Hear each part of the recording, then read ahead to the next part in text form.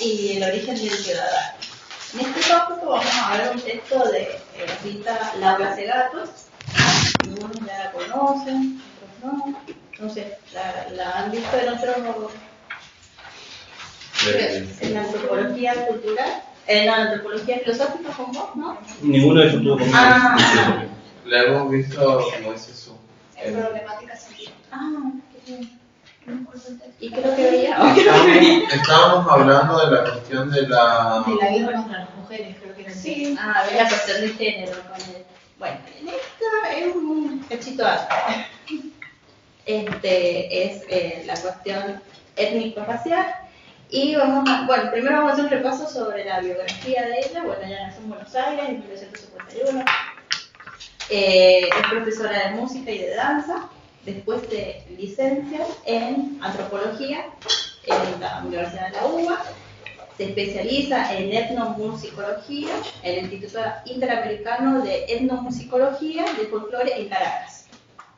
Y después se doctora en antropología social en la Universidad de Cuenca en 1984. Comienza siendo profesora del Departamento de Antropología en la Universidad de Brasilia en 1985 al 2010 y después migra a la docencia pero en posgrado, interdisciplinares de bioética y derechos humanos. Es investigadora del Consejo Nacional de Investigaciones de Brasilia, en Brasil, ¿no? Es coordinadora de grupos de investigación sobre antropología y derechos humanos y también es directora de proyectos de ONG Agenda, Acción de Género y Ciudadanía. Tiene reconocimientos, doctora honoris causa, otorgados por la Universidad Autónoma de Entre Ríos, la Universidad Nacional de Salta, también tiene un premio latinoamericano y caribeño de Ciencias Sociales en la CLAPSO, de 50 años, en el 2017, y también tiene una cátedra con su nombre de la Universidad Nacional de San Martín. La cátedra se llama Pensamiento Incómodo de Rita Segato. También es profesora visitante de los programas de estudios latinoamericanos de la Universidad de Princeton desde el año pasado, desde el 2022. También tiene honoris causa de la Universidad de El Salvador, de la Universidad de Salamanca, entre otros. Bueno, tiene muchas distinciones. Para el texto, para iniciar el tópico y para entrar en el texto de Segato, vamos primero para comprender mejor cómo ella va a tratar este tópico, que es la relectura del mestizaje en Latinoamérica. Vamos a trabajar 3 dimensiones del fascismo desde Federico Pita. ¿Conocen a Federico Pita? ¿No? Federico Pita es un politólogo, es asesor del INADI y también asesor del INAP. El INAP es el Instituto Nacional de Administración Pública. ¿Por qué los asesora Federico Pita? Porque él también es fundador de la diáspora afrodescendiente, él es afrodescendiente y trabaja con respecto a la estructura de las políticas públicas con una perspectiva étnico-racial. Ustedes se preguntan por qué tenemos que ver las 3 dimensiones del racismo, porque así vamos a entender el texto de Rita Segato, porque ella ya trabaja sobre esta misma línea de estas 3 dimensiones del racismo. Entonces, para no buscar y leer todos los textos de ella escritos previos a este texto que vamos a trabajar, vamos a sintetizarlo con las 3 dimensiones como lo plantea Federico Pita. La diapositiva, en el PowerPoint que en el pasado, al final, en la bibliografía, ahí están citados el texto de Federico Pita, que es una conferencia que él hace para el INAP, con esta perspectiva étnico-racial de las políticas públicas. Entonces ahí habla de estas 3 dimensiones, para que si quieren leer en profundidad, quieren revisarlo, lo tienen. Y bueno, y muchos otros textos que vamos a ir tocando a lo largo de esta pequeña clase. Bueno, las 3 dimensiones que va a mencionar Federico Pita es la estructural, la institucional y la interpersonal. La estructural va a decir que es un conjunto de procesos, prácticas y estructuras que van a reproducir una inequidad racial. Esta inequidad va a estar basada en una ideología que es la idea de que hay una supremacía racial blanca y una inferioridad racial negra. Esta idea abstracta se va a instrumentalizar en un racismo, se va a instrumentar en instituciones que van a darle, la van a hacer concreta, en realidad leyes que van a permitir y van a propiciar esta inequidad.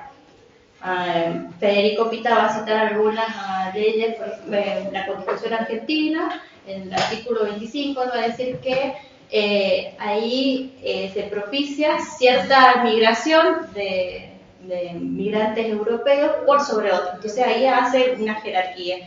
Ahí se va a ver cómo esta idea abstracta se vuelve concreta a partir de una legislación o de un marco legal, jurídico, que va a permitir esta segregación.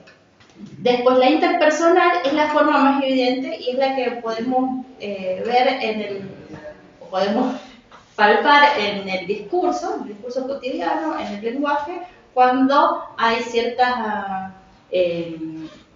exhortaciones peyorativas con respecto a las características de raza. Por ejemplo, este negro o este negro villero. Siempre la connotación de estructural, perdón.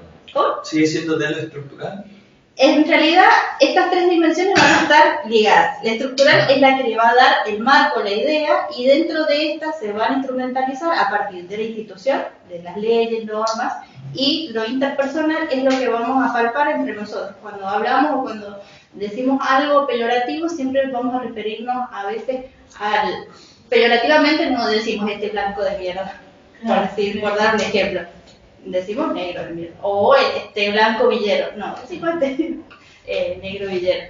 Entonces, esta forma peyorativa lo que trae o lo que evidencia es esta idea abstracta del racismo estructural. Entonces se entiende ahí por qué el racismo estructural va a estar ligado a o en realidad va a abarcar el racismo institucional y el interpersonal. ¿Sí? Bien. Bueno, y en relación a esta idea, esta ideología, o la estructura del racismo,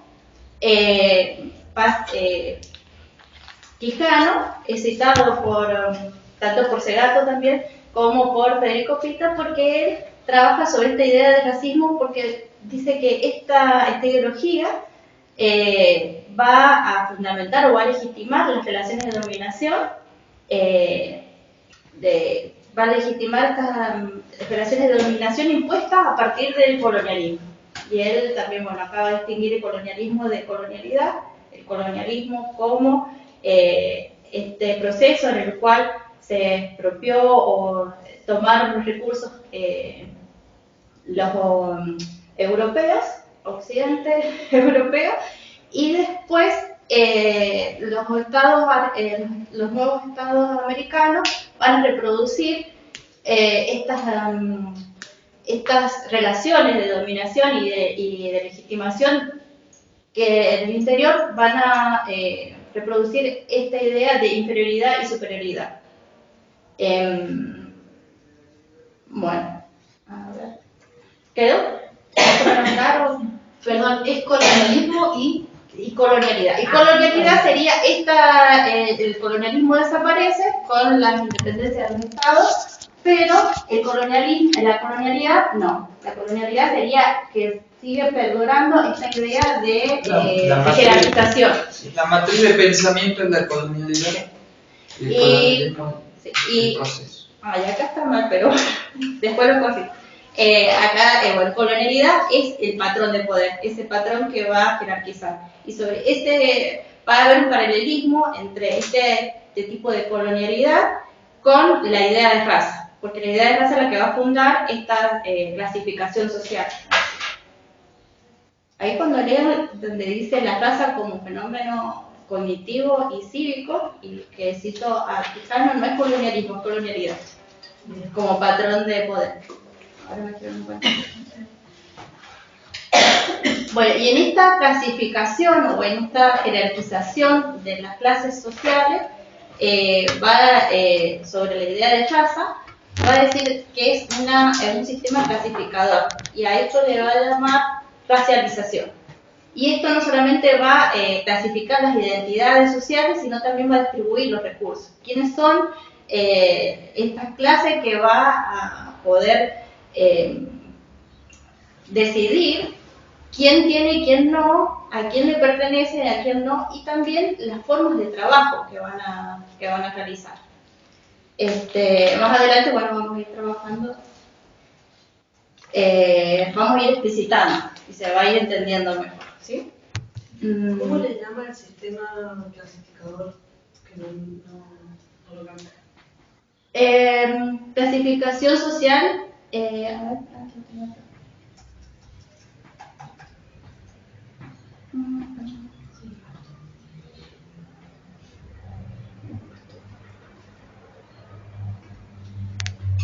Bueno, es un sistema clasificador de identidades y distribuidor de recursos. ¿Es eso lo que me estás preguntando? Sí.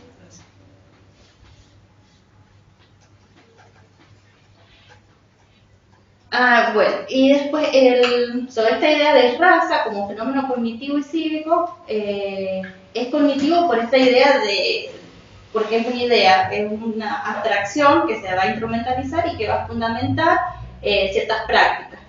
Y es cívico porque esta idea va a también generar sujetos. ¿Quiénes son los sujetos que van a estar incluidos dentro de ciertos, que van a gozar de ciertos derechos y quienes no?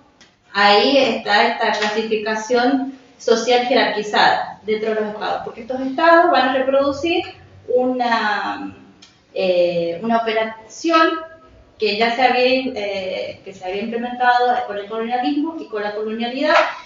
Aparentemente los estados se independizan de este colonialismo, pero siguen reproduciendo la misma lógica. Estas lógicas siguen perdurando hasta nuestros días. Ahí vamos a señalar que la idea de raza es inventada como un fundamento biológico, social y cultural, para organizar y jerarquizar y colonizar ciertos grupos. Y también acá va a ser una salvedad, que también es un movimiento, una lógica que va a producir con respecto a la raza, y esto también nos va a servir para después comprender las críticas que hace Rita. La raza como condición única, en la época en la que la esclavitud aún era un régimen vigente, no era condición para que fueran esclavos, ¿sí? Pero habían algunas excepciones, en las cuales era según la capacidad económica. Algunos esclavos, era la minoría, no era la mayoría, podían juntar dinero o ahorrar o a cambio de trabajo, podían comprar su libertad. Pero después, cuando ese régimen esclavista es abolido, la raza comenzó a operar de una forma silenciosa, en la cual el salario, el trabajo era la condición que iba a permitir esta segregación. Como ya no había esclavos, entonces, ¿qué es lo que necesitaban? Necesitaban tener ciertos recursos más económicos, y se iba a justificar a partir de esta idea de clasificación social racial. Entonces no todo el mundo iba a tener el mismo salario, y esto iba a depender del color de piel, de las características que tuviera ciertos grupos, ¿no? Qué injusto, ¿no? Sí. Inclusive, bueno, ahí traigo a colación algo que hace poco que estuve en una cátedra una cátedra abierta sobre el problema indígena, de una exposición Diego Escolar.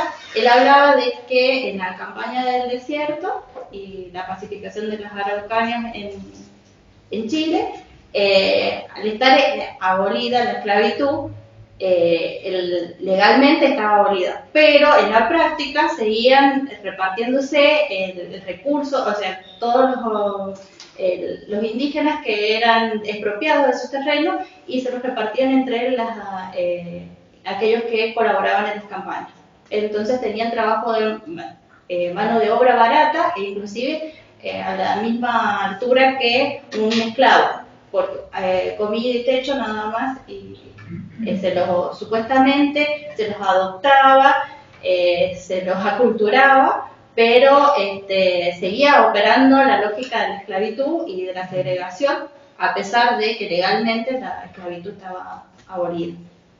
Bueno, eso sería, pero no se hablaba de esclavitud, sino se hablaba de adopción y guarda. Es lo mismo al final. La operación es la misma. Lo que cambia es tal vez las denominaciones y qué se puede decir y qué no, pero en realidad la operatoria seguía siendo la misma. Bueno, ya después vamos a tener algunos ejemplos del racismo en Argentina. Bueno, yo traje 4 ejemplos. Uno de Marcelina Meneses en el 2001, no sé si la ubican o conocen el caso.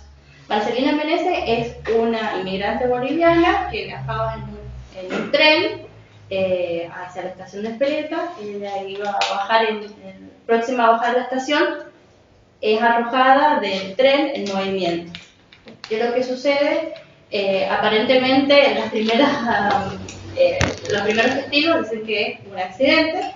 Un solo testigo es el que testifica que había sido empujada. Y en el testimonio explica que la mujer, para bajar de un vagón hacinado, tenía que moverse con su hijo en la espalda y bolsos. Para bajar, empuja a algunos otros personas que viajaban con ella, y estas personas se molestan por ser boliviana, empiezan a decirle, a insultarla, y aparentemente estos insultos pasan de ser insultos a empujarla del vagón en movimiento. ¿Esto en la Cava? Sí. También está incitado al final para que lo vean. Bueno, me dirán si no hay racismo y segregación.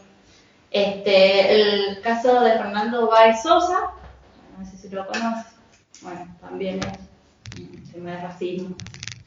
De Lucas González, se lo cataloga como una situación de gatillo fácil, pero en la situación en la que él muere, encuentra, es herido de bala, supuestamente un policía de civil les pide los documentos, los menores se niegan, entonces comienza a perseguirlos, y en esa persecución les dispara.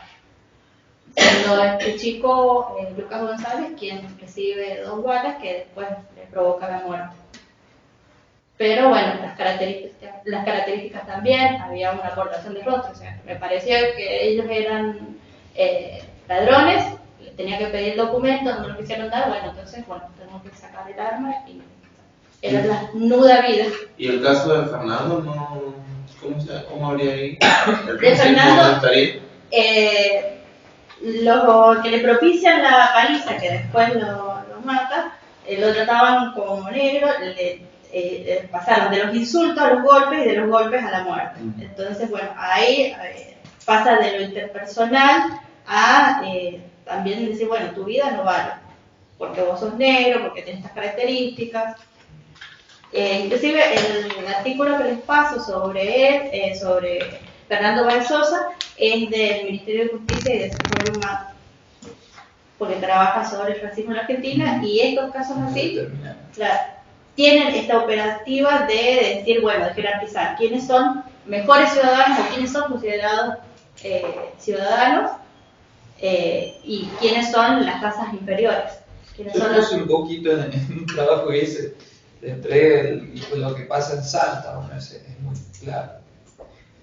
Hoy no sé, porque he pasado muy poco tiempo, pero antes era el tema con los bolivianos, O sea, eran expresiones, por ejemplo, está sucia la vereda porque había un boliviano, está sucia la terminal porque había un boliviano, todo lo que era apestoso. O sea, en ese momento yo no entendía, ¿viste? Pero hoy, o sea, examinando me doy cuenta que es terrible para una persona inmigrante llegar y encontrarte con eso. Y el Colla común de allá, que es o sea, casi nativo, digamos, no sé bien cómo se articularon esas cuestiones, que deben ser muy antiguas, pero al tener fisonomías muy similares, ¿no?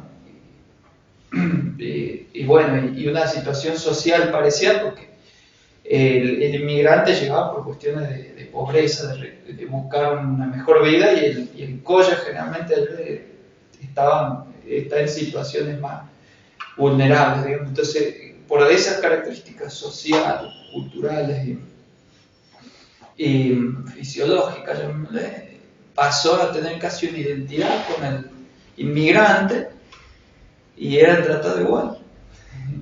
Increíble eso. En realidad ahí lo que opera es la idea de ciertas características, sobre todo ciertas marcas en el cuerpo, que es lo que después va a hablar Tita Segato, que los van a permitir que sean clasificados en ciertos lugares y no en otros. Por ejemplo, no pasa lo mismo con los inmigrantes europeos. Los inmigrantes europeos o un estadounidense, o canadiense, o australiano, no van a ser tratados como son tratados los bolivianos. Claro, se establece la diferencia entre uno y otro, pero unos son como mejor vistos que otros. Sí. Por ejemplo, en este lugar donde yo estuve ahora, había mucha gente bolivianos y tendían sus mantas en las veredas en Iguazú. En Iguazú. Y habían, sí, muy bonito, muy bonito. Y justamente me acerqué mucho yo porque los trabajos que hacen ellos son muy bonitos, pero ellos hacen que se marque la diferencia. Pero yo decía, lo comentaba con mis amigas, que parece que ellos mismos provocaran esa situación, porque iban con los hijos chiquititos y los llevaban sucios, despeinados y sin zapatos, sin descalzos. Entonces los niños tenían los piecitos rojos porque la tierra es roja allá, y estaban todos rojos de tierra, porque allá es así, y sucios y despeinados, y corrían por todas las veredas de la ciudad, ¿sí? Pero ellas los dejaban a los niños. Y ellas estaban sentadas en una vereda. Es como que a mí me dio la impresión, sin haber visto el tema, yo pensaba, parece que ellos mismos marcan la diferencia, o hacen que se marque la diferencia. Y también, por otro lado, con respecto a esto, había muchos inmigrantes europeos. Hay gente de todo el mundo, chinos, alemanes, franceses, y también se nota la diferencia, pero de otra manera. O sea, no sé si es, yo no leí el tema, ¿no es cierto? Hay mucha la desigualdad. Claro, pero no sé si es que cae sobre esa lógica que separa nuestra educación, no sé qué, a mí me hacía ver un inmigrante y el otro, de una manera y de otra. Y yo no soy racista, o pretendo no ser racista, yo no marco diferencias, pero es que yo digo, ay, ¿por qué hacen eso con los niños? ¿Por qué los dejan venir así, sus hijos, descalzos, despeinados? Y van pidiendo en la calle. Entonces, claro, a uno le da impotencia, ¿viste? Te da un poco hasta de bronca, porque uno va a poder peinarle un poquito al niñito, ponerle unas chancletitas, algo, para que no esté así, haciendo, bueno, perdón que interrumpí, pero es a propósito de que yo noté cómo ellos parece que hacen a propósito de que se note que son ellos los bolivianos, digamos, por decirlo de alguna manera, y bueno, marcan una diferencia con los otros inmigrantes, ¿eh? O sea, aunque uno no quiera, lo ve distinto. Aunque no quiera, uno lo ve distinto. Y tratás de ser humano y condescendiente, pero a mí me da un poco de bronca las madres. Bueno, listo. Sí, está bien, está perfecto. Lo que pasa es que por ahí tal vez uno juzga desde los parámetros culturales que tiene, entonces por ahí chocan y por ahí hay otros parámetros culturales que se acercan más a los propios, entonces se ven de otra manera. Inclusive la fundación, cuando hablamos de que la Fundación de los Estados-Nación de América Latina, bueno, América en total, se fundan sobre estas ideas coloniales que reproducen una idea colonial y moderna. Entonces, por eso nosotros vamos a tener como ciertas afinidades con el norte imperial, como lo llama Víctor Segato, y otro tipo de cultura nos va a parecer un poco más extraño y vamos a tener ese inquietante etnocentrismo de decir, bueno, porque sin, tal vez sin adentrarnos, sin saber cómo es la situación y comprender los parámetros o cómo se trabaja desde esta otra cultura. Entonces, bueno, por ahí surge esta cuestión, porque fuimos formados con una idea de hegemonizante que éramos como una segunda Europa. Inclusive en Argentina se proyecta como una Argentina blanca, no hay negros. Entonces, bueno, estas ideas de hegemonizar, o sea, por más que tengamos más oscuritos, más claritos, somos todos blancos.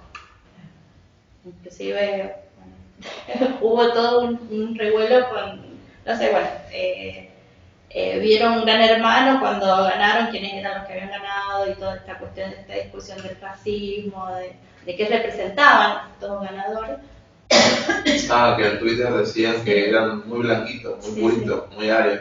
Sí, creo que Laura Ufa fue la que hizo una cuestión ahí bien irónica, pero no fue más como irónica.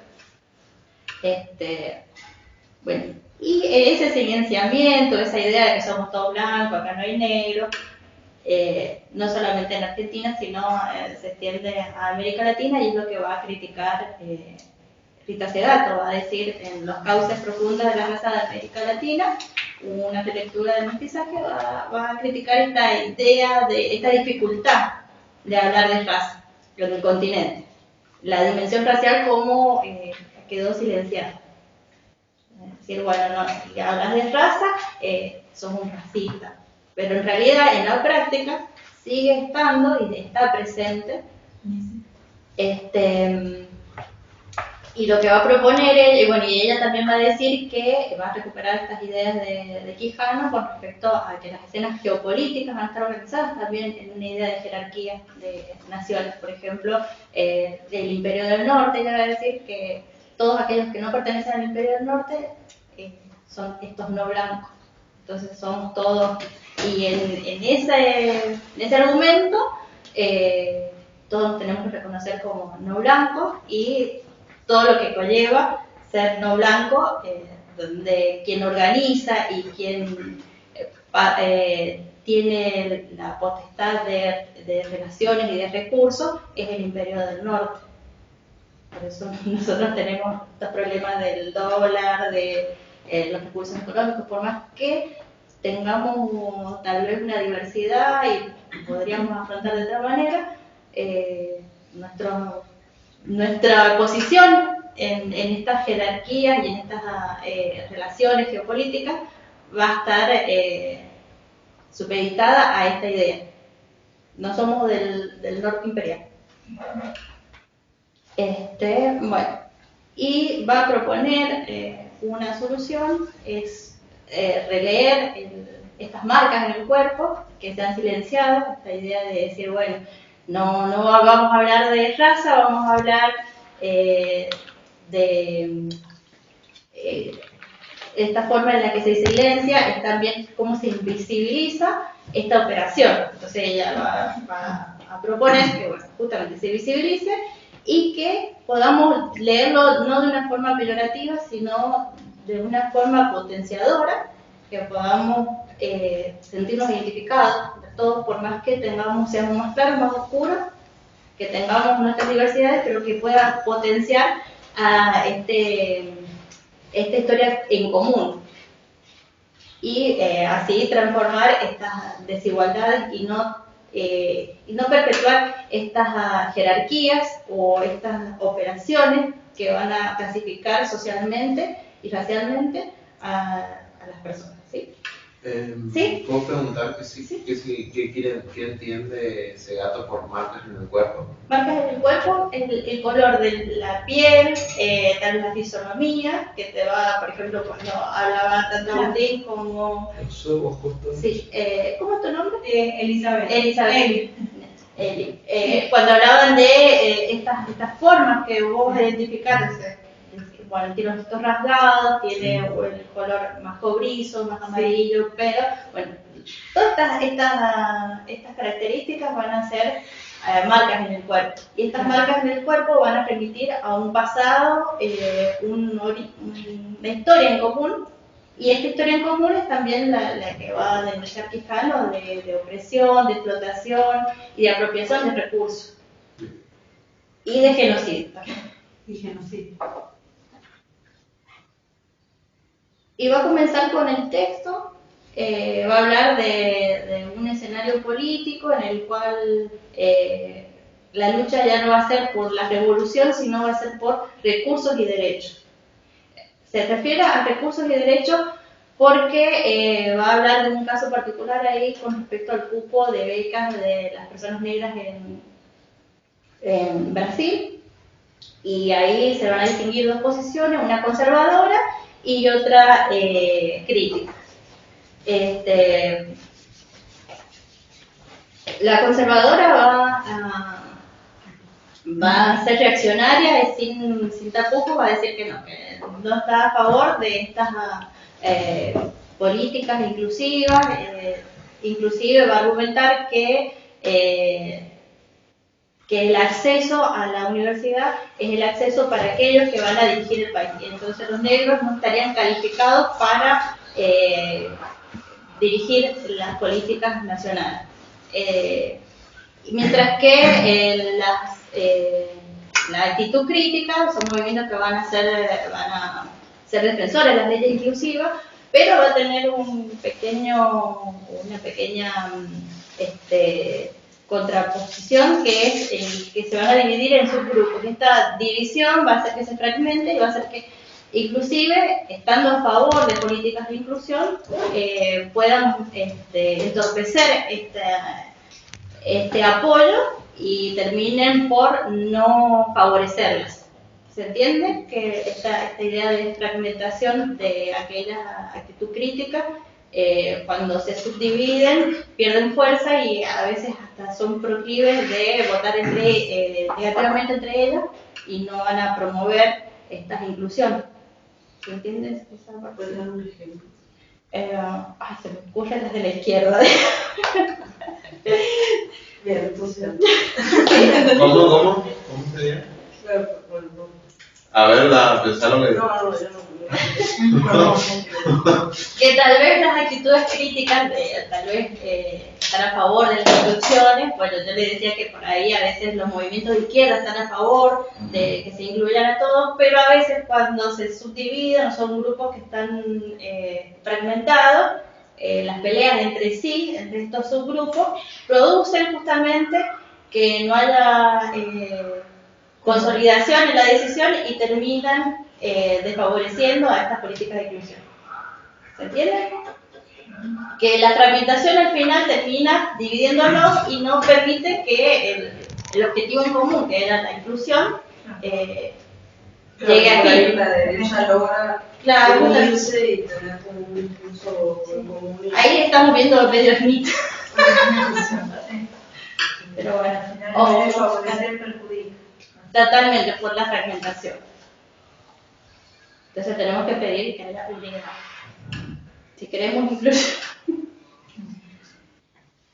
Bueno, y después ella va a hacer una salvedad, va a decir que hay una necesidad de hablar de raza para examinar esta identidad de las nuevas formas políticas. Es decir, bueno, a partir de estas fragmentaciones y cómo se están estas unidades, cómo la podemos unificar para que no se fragmente, para que se pueda llegar a esta idea de inclusión, ¿no? Y va a hablar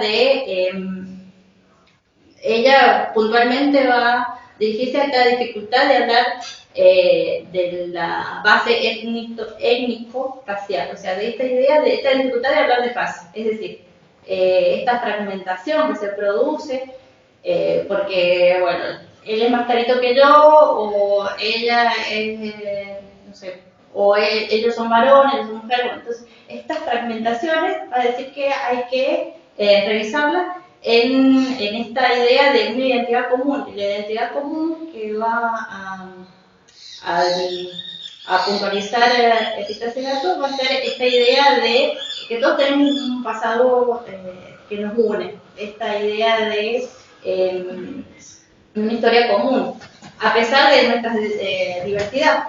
No vamos a compartir tal vez hasta étnicamente vamos a ser distintos, pero nuestro pasado y nuestro presente nos unifica. Entonces, bueno, justamente trae a colación como la propuesta a salir de estas fragmentaciones. Y bueno, y también va a señalar que el silencio sobre la raza es a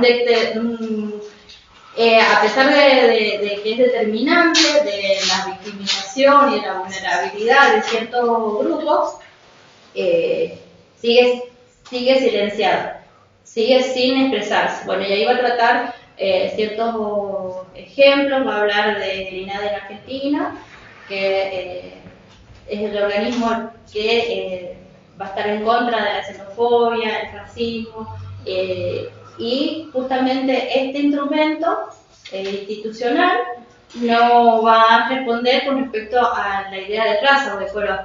Y después también va a hablar de las cárceles en América Latina, que las cárceles en su mayoría tienen un color, no es que son acromáticas, tienen un color, y el color por lo general es esta idea que prima del racismo estructural, de la inferioridad racial negra.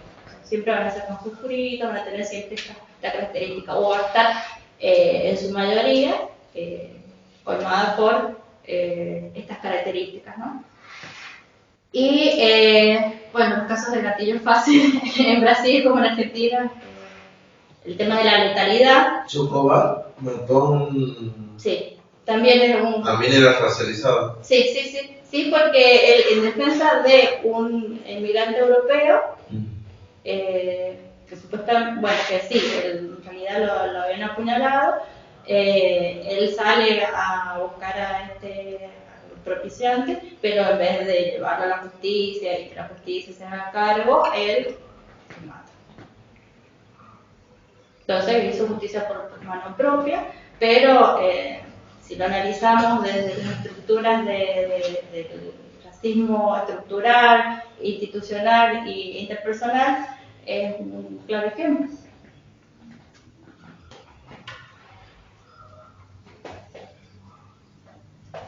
Bueno, los del modelo, los estados que reproducen el modelo colonial y racial, bueno, la racialización del trabajo también ya lo hemos hablado, pero bueno, en la racialización del trabajo, esta idea de que el instrumento de valorización va a ser basado en esta misma lógica, que hay valor, está valorizado, el trabajo no va a ser de la misma manera valorado. Y bueno, un ejemplo que podemos encontrar es el de, bueno, las producciones académicas no son las mismas, no son de la misma manera valoradas si es del sur o del norte. Si ustedes dicen que viven en Estados Unidos o están en algún instituto en Europa, van a ser valorizados de una manera distinta. Si dicen que son de la Universidad Nacional de San Francisco. Sí, vi en Instagram que ayer el canal de la universidad, de nuestra universidad, había subido una foto de un chico del Colegio Central que se recibió hace poco y que ahora va a estudiar bioingeniería en Estados Unidos. Y esa es la noticia. La carrera está acá también. Sí, además, pero era como... La licenciatura en bioingeniería la que está acá. Ahí se van volando la ideología esta de que sustenta el racismo estructural. Vos viste la noticia, ¿el estudiante es Sasso apellido? Ok. Por un filtro. Vi la foto, no la leí porque dije no voy a leer esta noticia. Pero la foto me hizo acordar a un estudiante que tuve yo. Pero, no me da. Y ahora que lo dijiste me hiciste recordar eso. Era extranjero, estudiando de algo. Sí, era un que vaya a tener no venido de eso no se hizo. Pero tiene Pasan prestigio jodiendo la porque cenita. el prestigio está en que se va a Estados Unidos. Claro. O sea que el título de uno va a valer más que uno de acá de San Juan de Y en el currículum y a las prácticas institucionales, sí. Pero Porque no- si vos decís que no- tenés un posgrado de algún país del norte, van a ser pocos. Se van a grabar. Incluso entre la UBA y la UNSJ También, sí, justamente. Mientras más al sur nos vamos. Y la clasificación también de los tipos de doctorados que hacen, ¿no? Que está clase A, clase B, puede ser, ¿no? ¿Qué hace? Acá de la de San Juan creo que no. Es clase B, me parece. Los de acá. las clases son según la zona. No, en realidad creo que Por el es prestigio. más por el prestigio y la época y la cantidad de egresados que tiene y la producción que tienen estos Claro, egresados. el impacto intelectual de las obras que produce, que tanto se lo citan. Claro, ese sería el prestigio. Eso constituye parte del prestigio. ¿Y a quién necesita más? Pero ¿por qué si vos tenés dos doctorados que salen al mismo tiempo? Por ejemplo, uno que sale al mismo tiempo que sale acá, el doctorado en filosofía, y sale el doctorado de la Universidad Nacional de Quilmes, y la Universidad Nacional de Quilmes tiene A y el nuestro tiene B, que tiene mejores doctores, ¿no? Ahí el porteñocentrismo. El norte, porque yo no sé si será norte geográfico o norte simbólico. O sea, por decir Estados Unidos no estamos hablando del norte. Sí, en realidad está son- en el norte, o sea, no sé. Digo, no sé. Tiene que ver con la... Discútelo con la Tiene que profesora. ver. Miro para allá para Yo me guardo en esta clase, doy a lo anecdótico nomás. Tiene que ver con las posiciones geopolíticas que se han organizado a partir de este patrón de poder que está denunciando Quijano. Entonces, lo tenés en el sur, es Australia, pero tiene un prestigio. No es lo mismo que te recibas de una universidad acá de América Latina que vayas a Australia. ¿Se entiende? Está en el sur. No, sí. Yo lo vería al lado cultural, o sea, por ejemplo, que si Buenos Aires está al sur de Claro, algunas otras no. provincias que tienen Sí, entiendo. pueblos aborígenes y está al sur. Sí. Y yo creo que es más de lo centralizado y lo descentralizado, pensar eso. Sí, son los que manejan los poderes, el poder y el recurso. Donde está ubicado el centro de poder Y lo cultural también. que marca el recurso. El capital cultural y todo ese asunto. Bueno, Pero eso también transforma una lógica del poder igual. Claro, sí, yo creo que es como atravesar una trama. y sigue el patrón de poder. Quienes son los que concentran el poder también concentran los recursos. Sí, Y son los que van a también definir quiénes están clasificados de tal modo y quiénes son superiores y quiénes son inferiores. Y que ponen los criterios para clasificar, como que casualmente sus universidades o qué sé yo van a quedar mejor clasificadas que otros. Bueno, y a ver. Voy a seguir acá. Bueno, y como les había adelantado, Rita va a proponer hablar de la raza para decolonizar, es decir, para evidenciar justamente estas maniobras, estas prácticas, este conjunto de prácticas que han sido invisibilizadas. Y bueno, acá voy a citar algo, lo voy a leer. Hablar de raza para descolonizar. Hallar en el rostro mestizo, no blanco, indicios de la persistencia y la posibilidad de restaurar un pasado latente. Es lo que podrá guiarnos en la dirección de la reconstitución de los pueblos enteros y la recuperación de viejos saberes, de soluciones olvidadas.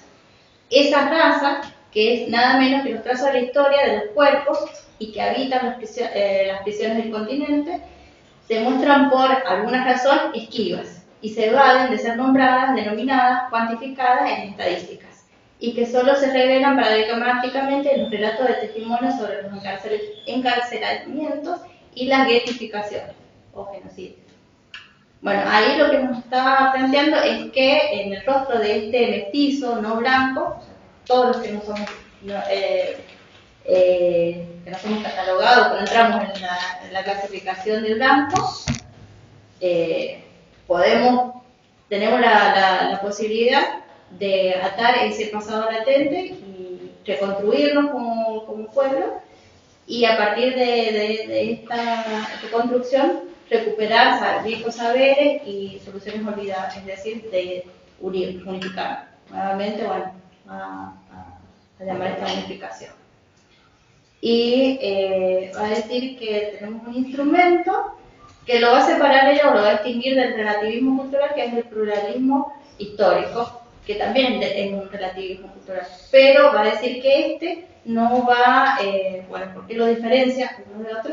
Va a dar un caso, el caso de los tapuyo, ahí está, siempre me equivoco. Es el caso extremo de este pueblo indígena de Brasil. Dice que quedaron diezmados no solamente por la explotación que recibían, sino que también por enfermedades, y quedaron 3 habitantes nada más de este pueblo. Y este pueblo les habían sido concedidos un terreno o territorio por la corona portuguesa. Lo iba a perder porque el nuevo Estado-Nación de Brasil, al no tener habitantes, podía hacer uso.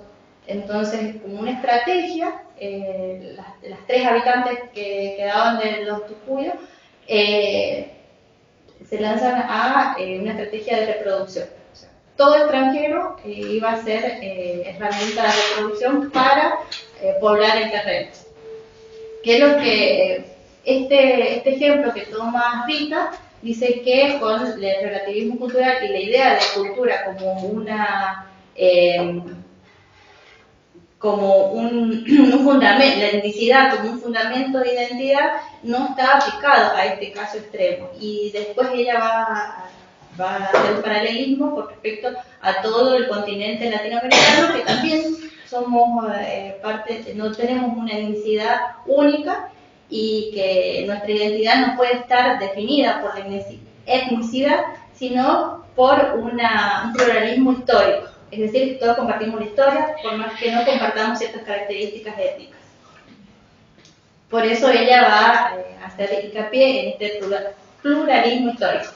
Esta explicación es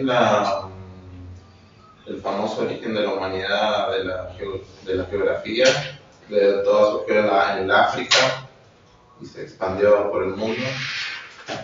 No sé si será lo que estás pensando vos, pero sí la idea de que todos estamos compuestos por distintos grupos etarios, y no es que seamos uno solo y que en ciertos lugares solamente proliferó uno, sino que hay una idea de que hay mezclas, y por eso habla de la relectura del mestizaje. Por eso la idea de releer el mestizaje no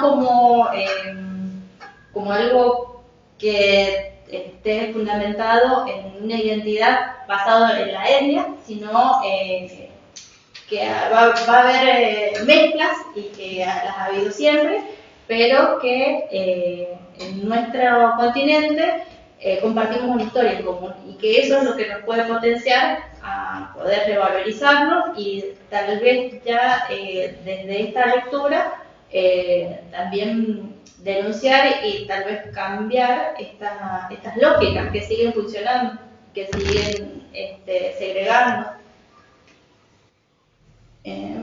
Bueno, la diapositiva en el PowerPoint, cito la estrategia de estas 3 pobladoras, que después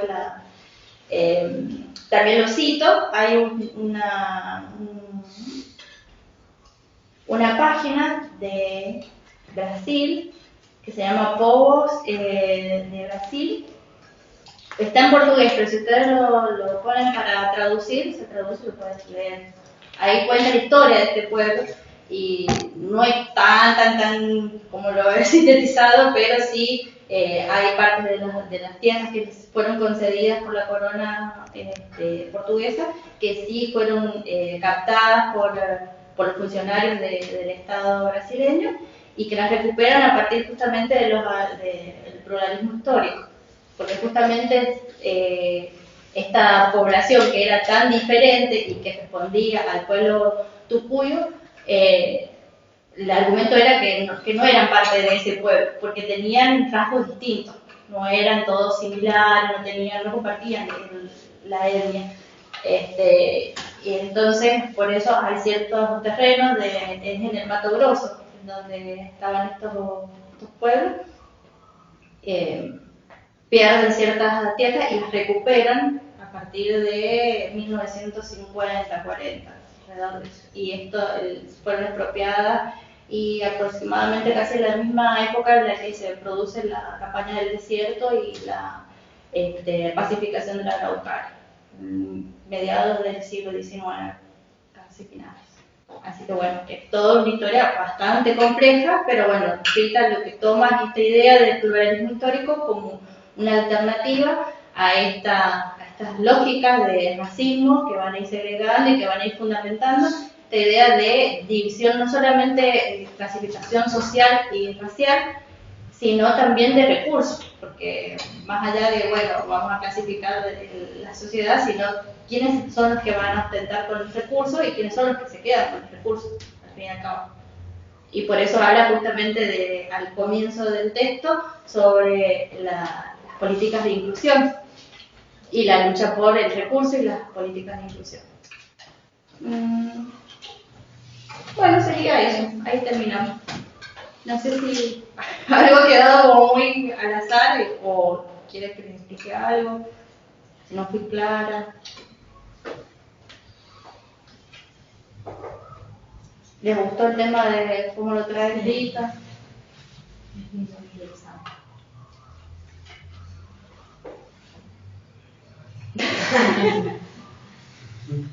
Sí, hay que leerlo al texto, está bueno, está interesante. Es un texto que interpela un montón de veces también. Estaba pensando, llegué de Alemania en 2014 y me hice Argentina en 2016 y en esos 2 años estuve ilegal. Y en el momento cuando me hice Argentina tuve que avisar que estaba acá y pagué una multa que en ese momento eran 200 pesos, no sé cuánto se ahora, 15.000.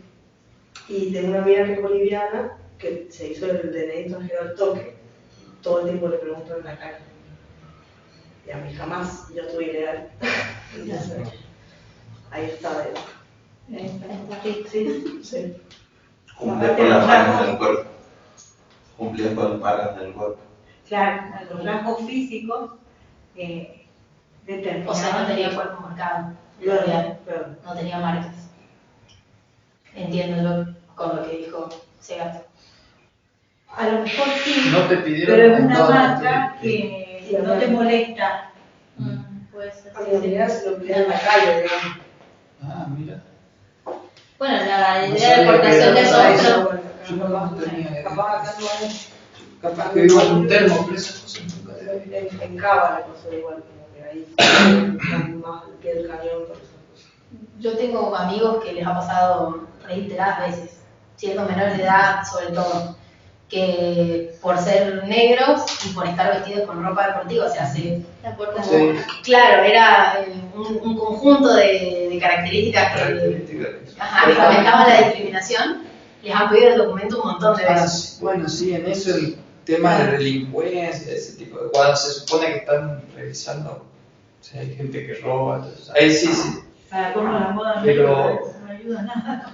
¿Cuál es el criterio para pedirle a uno sí y a otro no el DNI? Sí, y ahora me lo piden, pero por otras cosas no tiene que ver. Sí.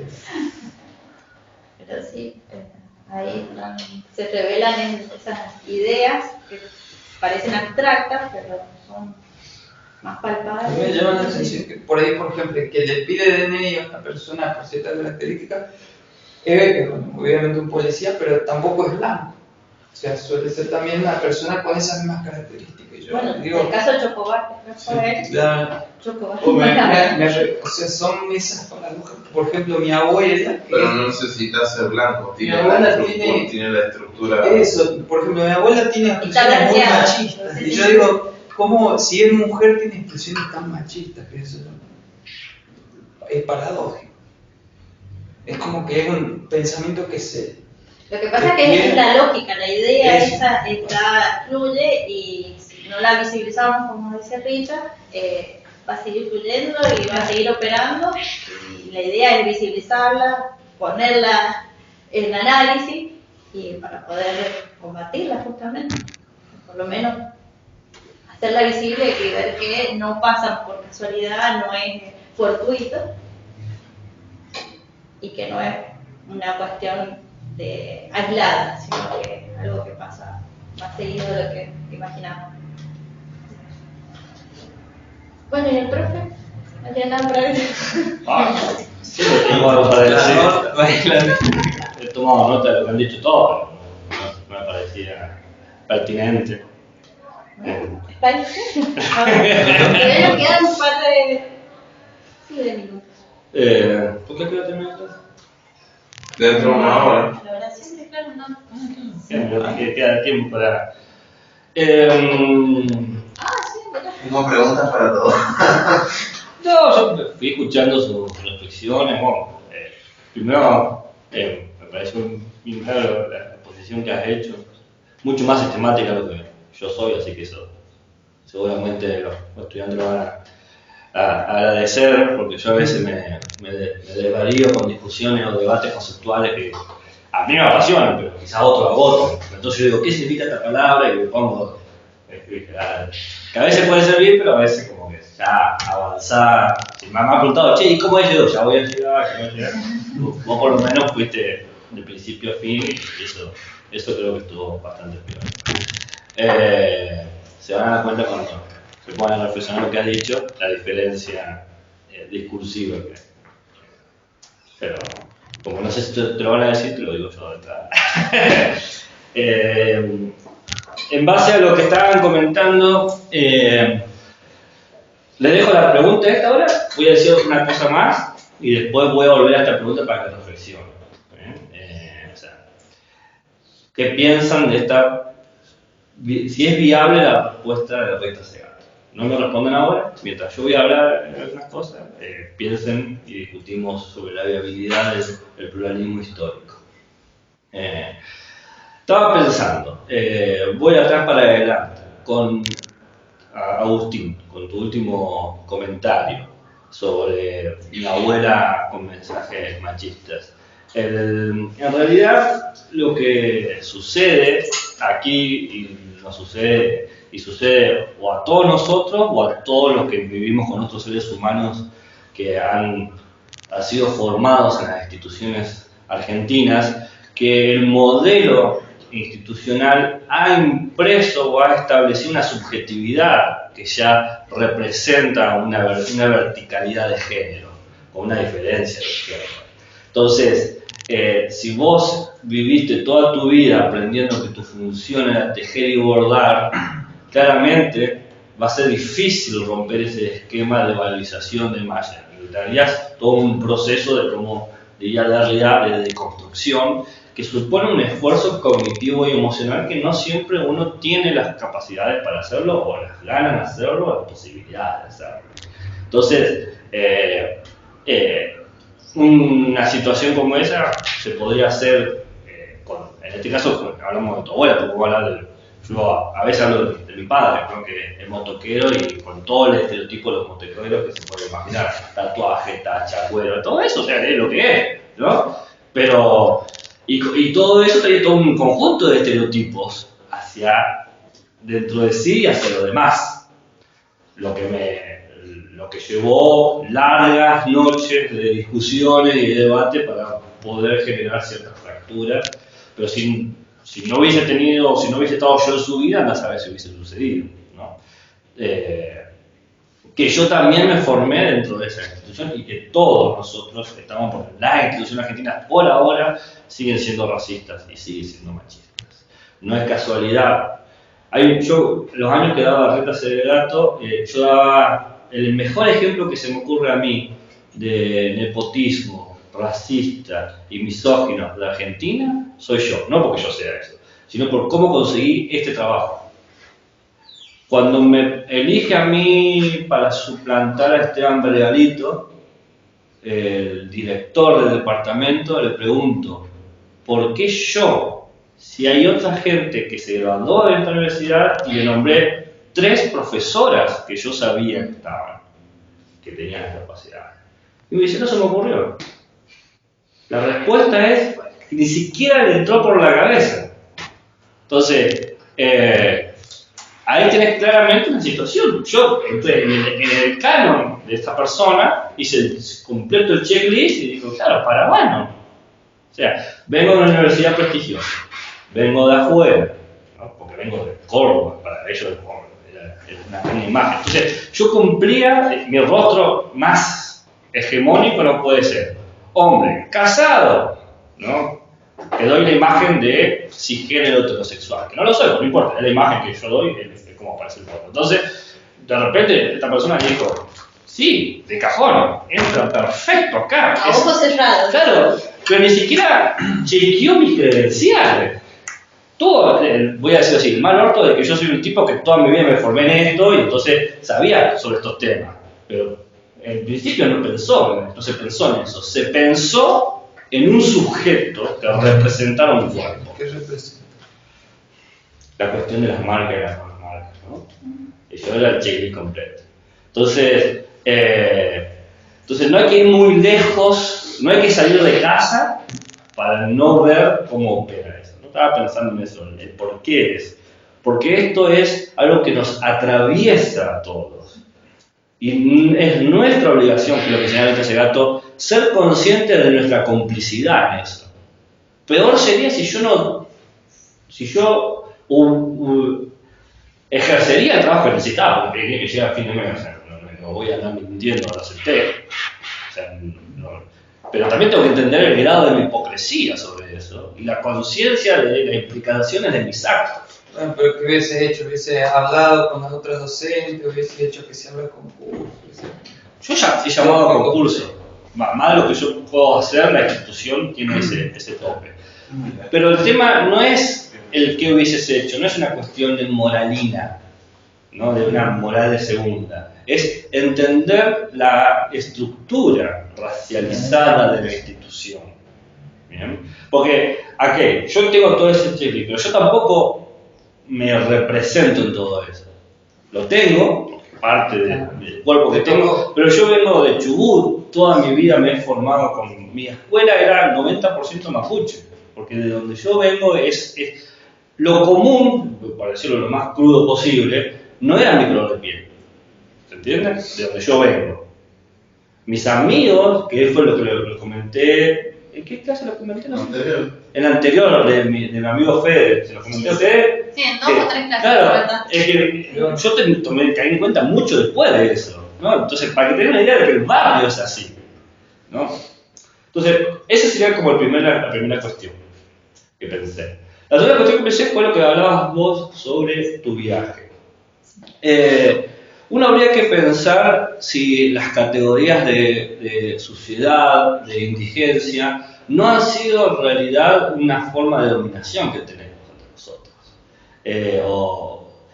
Kush hablaba sobre el hedor, sobre el olor, que es algo que no se puede quitar, ¿no?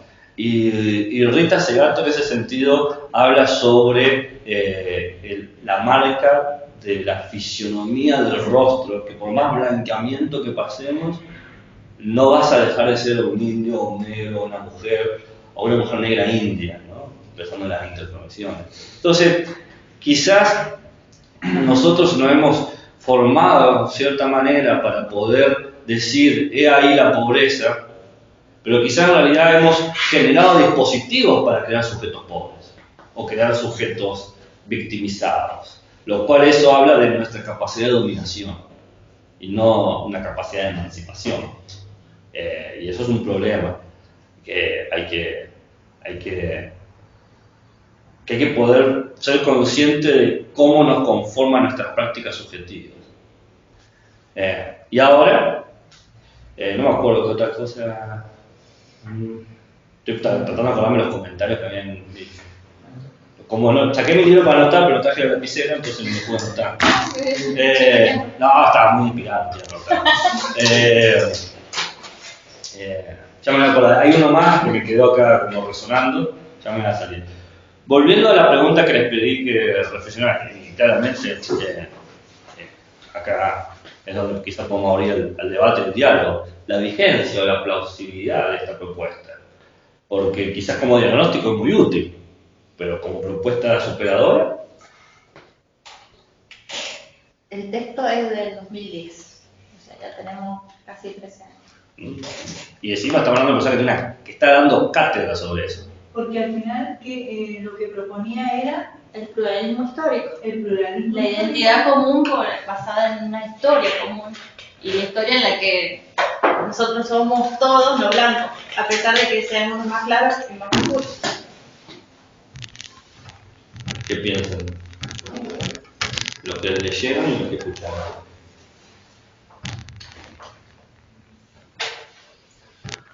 Eso que te di como 10 minutos para reflexionar sobre el tema. Estamos atentos a lo que estábamos hablando. Bueno, pero trabajo paralelo, ¿Cómo hacen para decantar las ideas?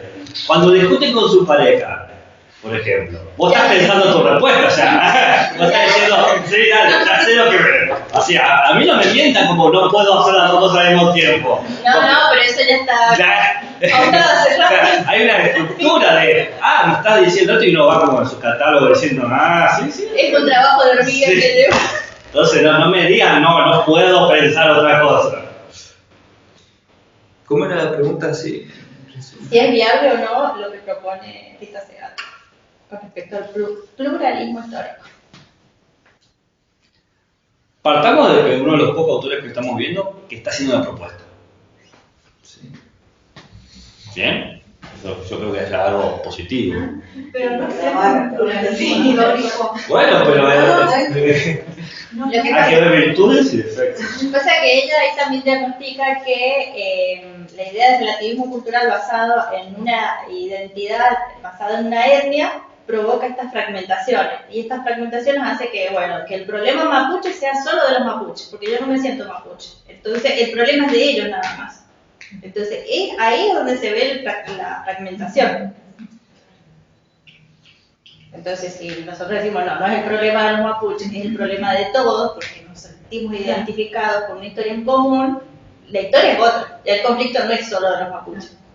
Y encima, mapuche, también trayendo a colación lo que decía Diego Escolar en esta cátedra, decía que la identidad mapuche es una identidad construida por el pueblo argentino en comienzos del siglo XIX, que en realidad tienen otra diversidad y catalogarlo solamente de mapuche también hace que se excluya o que no se identifique otras variedades dentro de esta categoría.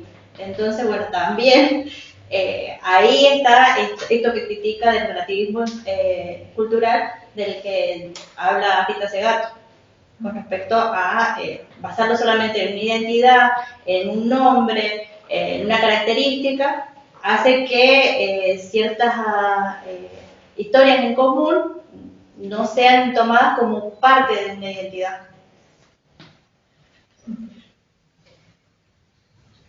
A mí me genera como un conflicto, porque en otros textos de Segato me ha pasado lo mismo, que siento que termina siendo medio tibia para dar soluciones, ¿no? Como que falta un poco más.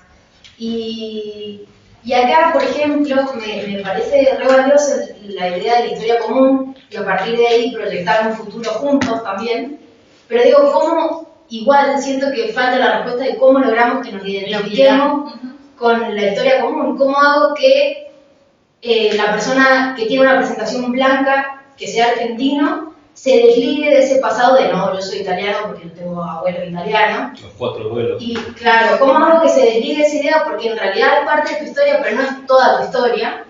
¿Y cómo hago, por ejemplo, yo, para poder acercarme a un grupo que yo siento que tengo como cercanía, como es, por ejemplo, los grupos aborígenes, si se me ha privado de esa historia, si mi familia no conoce esa historia, si mi abuelo recuerda que un bisabuelo era cacique, pero no hay más comunicación con eso. Entonces digo, ¿cómo logramos esa identificación igual? Está buena la idea, porque, sí, o sea, potencialmente tiene un montón de vías de desarrollo, pero... ¿Y cómo podría ser? Como un trabajo genealógico, como...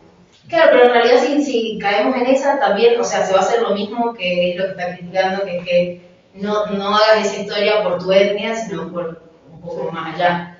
Pero tal vez, no sé, desde, como veíamos en la antropología cultural, de una educación intercultural, por ejemplo.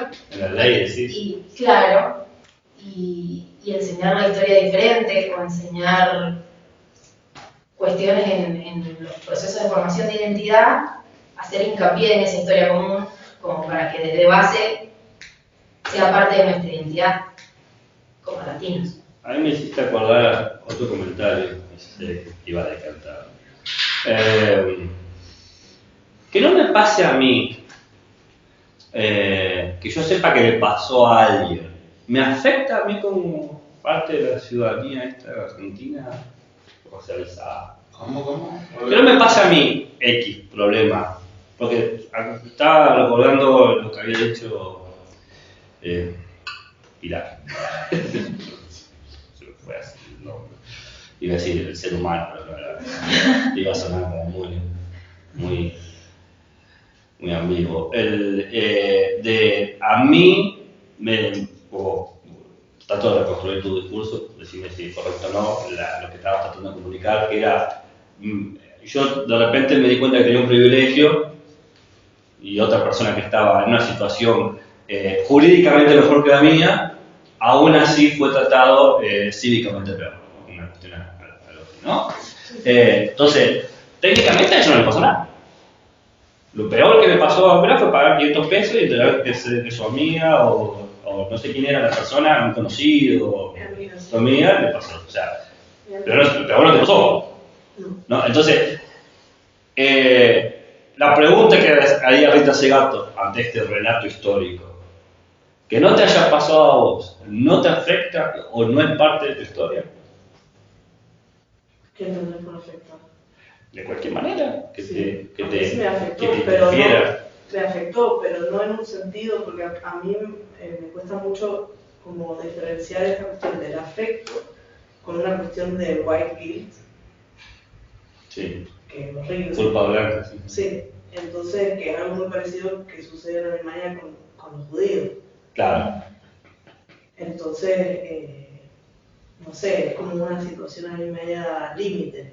O sea, mi vieja, por ejemplo, creció acá en San Juan y 90% de sus amigos son judíos, y una vez fuimos a cenar a la Casa de España y estaba un gran grupo de la comunidad judía en otra mesa. Se acercó uno a saludar a mi mamá, ella conocía a todos, Claro.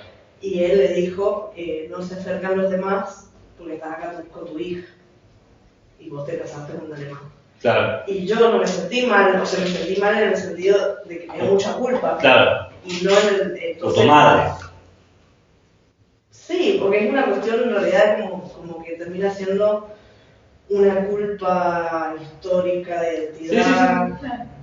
Pero Sí, sabemos la mala relación histórica. Claro, pero uno no quiere caer en eso. Bueno, pero ves, Porque no es la idea que uno se diga, ay, yo pobrecita, que no tengo nada que ver, porque no es así. Entonces, por ahí es como una situación que incomoda, que está bueno igual que incomode, por eso usaba la palabra que interpela, porque... Bueno, la cátedra de Rita Segato se llama El pensamiento incómodo de Rita Segato. No, pero ahí está lo que quiero señalar reflexivamente. Cuando pensamos que estas historias no son parte nuestra, se genera un solo relato histórico que creemos que es el que va a regular las cosas. Si hablamos de una pluralidad, tenemos que entender que las historias que inclusive yo no viví, por ejemplo, lo que le pasó a tu amiga, también es un problema mío. También. Acá no creo que Rita Segato vea, o sea, claramente va a entender el concepto de culpa blanca y de Salvador Blanco, que va a ser algo criticable, porque estos dos términos suponen siempre un verticalismo y el pluralismo va a suponer siempre una horizontalidad. Entonces, para tener no digo vos, pero digo, para que opere el sentimiento de culpa blanca, uno tiene que decir, soy mejor que. El sistema es claramente terrible y el sistema claramente me utiliza a mí como mecanismo para generar un verticalismo. Como en términos de Agamben, me pusieron a mí de arriba como un sistema para dominarlo de abajo. No es que yo elijo estar arriba y abajo. Mi labor es entender que no hay abajo ni arriba y que esa historia que está ahí abajo es también mi historia. Ese dolor que existe también es mi dolor. Esos llantos y también lo mismo, tengo que obligar al sistema que quiere jerarquizar a la ciudadanía por rasgos específicos a romper esas estructuras, a que no las replique, a ponerlas en tensión. Entonces, ahí me acordé cuando hablabas vos eso de este comentario de qué tan lejos están las historias de los demás con mi historia. Para Rita Segato es, vos podés tener esta historia porque existieron las otras historias. Por eso hay una unidad. Vos podés poder tener esta vida con los términos que tienen porque están las otras historias de vida. ¿No? Entonces opera de otra manera la pluralidad acá. No opera una manera de son muchas voces, sino son todas las voces que permiten al pueblo argentino subsistir, o al pueblo argentino. El tema es cómo logramos generar un equilibrio. De ahí yo preguntaba por la viabilidad. ¿Puedo ser consciente del rol de las otras historias para que conformen mi propia historia? Porque no puedo salir de lo que tengo.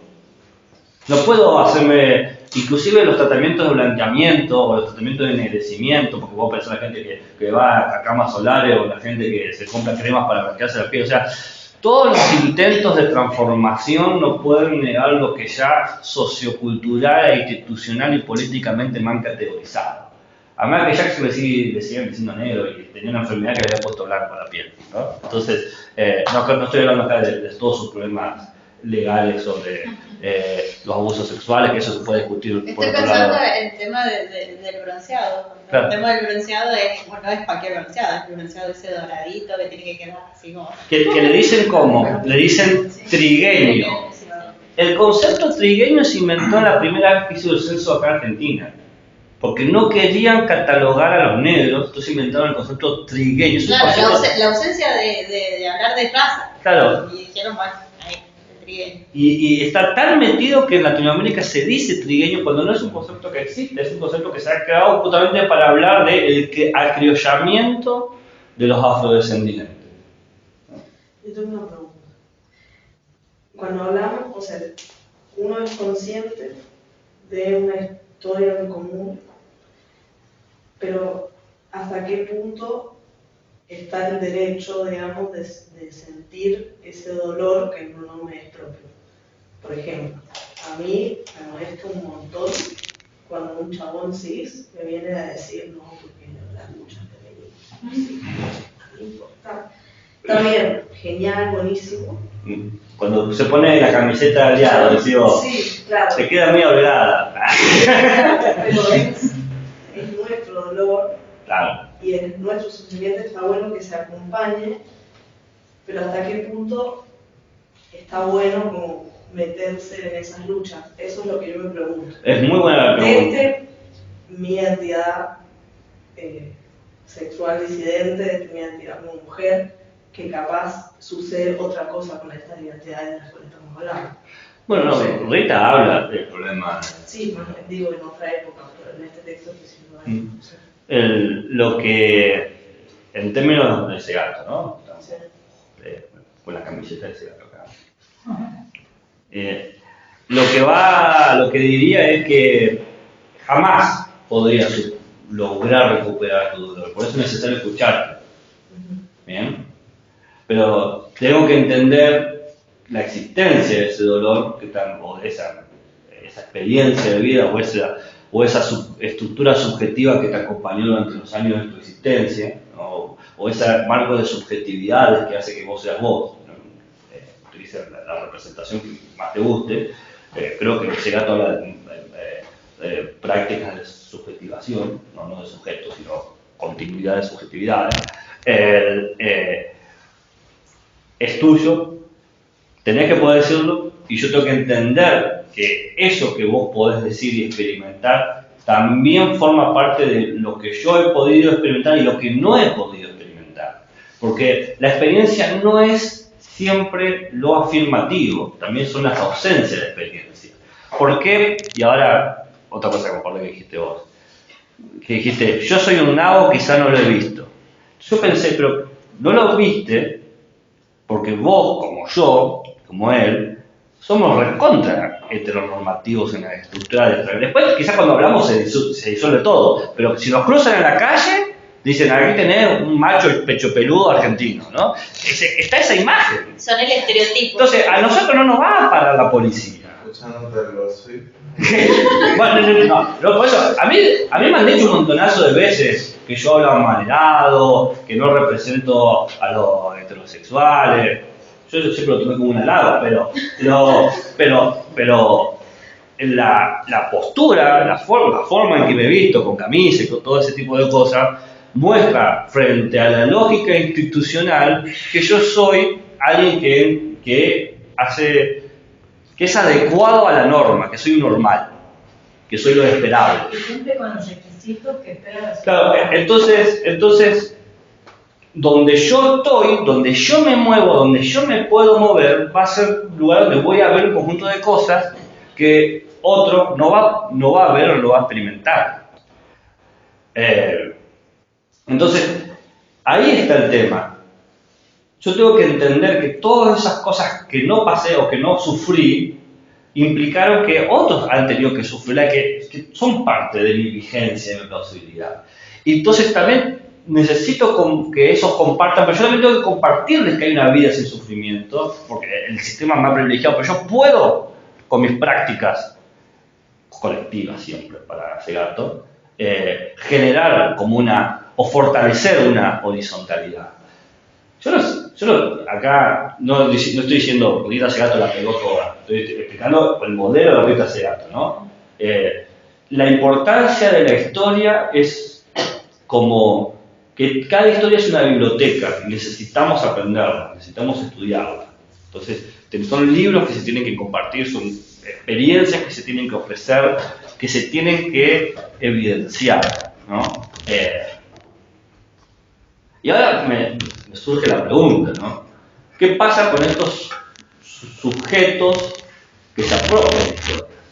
¿No? Tomando un poco el discurso. ¿Creen ustedes que sería el apropiarse de parte de la pluralidad histórica? Ese es el problema. Si la vez pasada decíamos que no, o sea, que ¿te acordás cuando te dije que no puedes decir eso porque no sos villero? Sí. Y yo te respondí. Querer ser villero está mal porque no pertenece a esa cultura. Claro, sí. En ese sentido hay una contradicción entre estos dos discursos, entre el pluralismo histórico y por otra parte ¿cómo se llama? La apropiación. ¿La qué? La apropiación cultural. La apropiación cultural, ok. La apropiación cultural. Es que tenía apropiación y apropiación, hay muchos tipos de apropiación. Y bueno, a desarrollar esa tensión, Porque la vez pasada escuché una negra en TikTok que decía que se molestaba que la gente usara la palabra apropiación cultural para referirse a tomar elementos de la cultura. Cuestionaba el mundo globalizado con redes sociales, internet. ¿Acá en Argentina? No sé. Tenía un acento, no sé, de Centroamérica, ¿sí? No lo escuché, no. No, tan bueno. Bueno, Centroamérica. Un acento no porteño. Mencionaba esa cuestión de que la apropiación cultural es como ya defender terrenos que no existen, son cosas artificiales que se han inventado. Bien. Y que celebraba eso, que el maximalismo de mostrar elementos culturales de cultura. Bueno, ahí Rita Segato habla del mestizaje. Él diferencia, un poco lo habías mencionado vos cuando estabas comentando todas las ideas de Segato, que hay dos interpretaciones del mestizaje. El mestizaje colonialista, que es un sistema claramente invasor, coaccionador, mediante la fuerza, muchas veces mediante la violaciones sistemáticas del control de la natalidad, de esas violaciones, ¿no? Obligación a que las personas violadas tengan los hijos y esos hijos utilizarlos para, ¿no? Tener ese tipo de mestizaje. El ejemplo que podemos dar nosotros es los europeos que violaron a la mujer del pueblo originario acá y nacieron el criollo, ¿no? Ese mestizaje. Ella dice, no, yo no hablo de ese tipo de mestizaje, yo hablo de un mestizaje de las experiencias que tenemos nosotros. Un mestizaje en términos de construir en el conjunto de nuestras experiencias lo que consideramos como lo más propio. Poder evidenciar, poder visibilizar o poner en manifiesto lo que la sangre que hemos perdido y nuestros esfuerzos por conservarla. La sangre que hemos perdido es la gente que murió, que sufrió, ¿no? Y conservarla es el ejercicio de la memoria. Porque una pregunta que habría que hacerse es si se murieron los 2 millones de afrodescendientes que por lo menos hasta ahora están registrados en Argentina, volvía de vuelta a ver si ya estaban todos los datos del censo y subió el número, pero en 2010 el registro de afrodescendientes argentinos, los afroargentinos eran 2 millones, ¿no? Que era un 2% de la población del país, muy poquito, ¿no? Si yo como persona blanca encuentro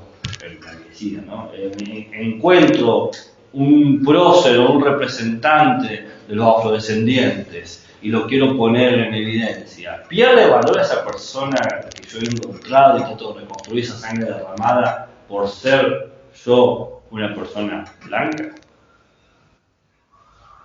¿Tendría que ser una persona negra para que sea valorado positivamente este reencuentro de un prócer afrodescendiente? La respuesta ahorita va a ser que no. ¿No? ¿Pero por qué no? Hay que tener cuidado con ese no.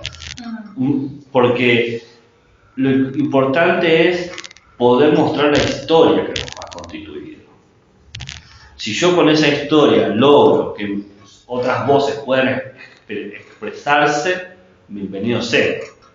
El tema, si yo vengo con una cuestión de gracias a mí, Gabriel Parabano, el blanco, ahora podemos hablar de Cabral, ¿no? Pensando en todo el proceso de blanqueamiento que se evidenció hace poquitos años, porque cuando yo iba a la secundaria, Cabral se fue blanco y ahora se evidencia que no lo es. Y ahora también se ha declarado como heroína de la patria María Rodríguez Herbal. Mira. No sé, no estoy en la Es una mujer negra que participó de las guerras de la independencia. Bien. Y que fue llegó a ser nombrada capitana por Belgrano. Bien. O sea, muy grosa, muy grosa. Reconoce. Tenía los valores bien puestos. Reconoce. Aparte de la trágica de interés, se murió la familia en el medio, o sea, ella siguió peleando, bla. Claro. Y a través de ella, la cantidad de mujeres que hicieron lo mismo, que la acompañaron a ella en esas campañas que no son reconocidas, que no sabemos quiénes son. Bueno, pero la pregunta que habría que hacer, ¿quién reconstruyó esa historia? Suponte que ha sido Felipe Piña, el historiador más blanco que se me ocurre ahora, ¿no? Esa historia pierde su peso, pierde su valor simbólico, porque Rita Segato es blanca, la han visto, es blanca, pero blanca leche. Pero ¿por qué puede perder su valor histórico? ¿Por qué? Porque Para mí no lo pierde. no, hay que tener cuidado con cómo construimos los discursos, ¿no? Entonces, si yo construyo un discurso que gracias a mí ahora se puede hablar de esto, estoy estableciendo un valor subjetivo y por lo tanto todos los elementos que caracterizan mis estructuras de subjetividad van a imprimirse sobre el discurso. Y si yo soy consciente que las instituciones me han marcado a mí, dentro de esas estructuras, el hecho de que soy blanco, cuando me coloco como representante de ese discurso va a pasar por un proceso de blanqueamiento, lo cual es un problema. Entonces, ¿cómo hacerlo en un sistema que ya me está racializando? No sé si se entiende la cuestión. Que ya estás clasificado antes de que elabores el A ver, en este sentido... ¿Cómo podría blanquear la historia? A ver, decime cómo podría blanquear la historia de Del Valle. No la conozco. De Del Valle, de María Remedios Del Valle. No la conozco. No puedo dar ejemplos. Pero hipotéticamente, imagínate el Estado argentino si era así, una gorra y dijera, vamos a blanquear a este personaje, ¿qué haría? Nunca hablar del dato de color, nunca... Ya me llamaría la atención si se puse la gorra que habla de una mujer. Pero suponte que la pifiaron y hablando de una mujer, van a hablar de su ascendencia. No, si tiene una ascendencia que lo lleva a los pueblos originarios, no la van a mencionar. Van a hablar de cómo ella es todo lo que es por Belgrano, no por ella. Ella en realidad fue imbuida por el poder milagroso del hombre que estaba acá en el rayo mágico.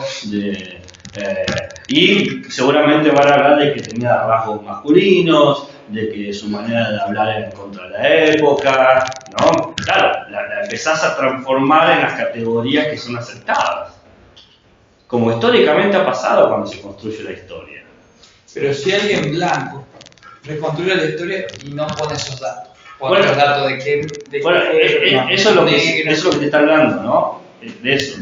¿De qué manera hay que construir el discurso en la pluralidad de historias?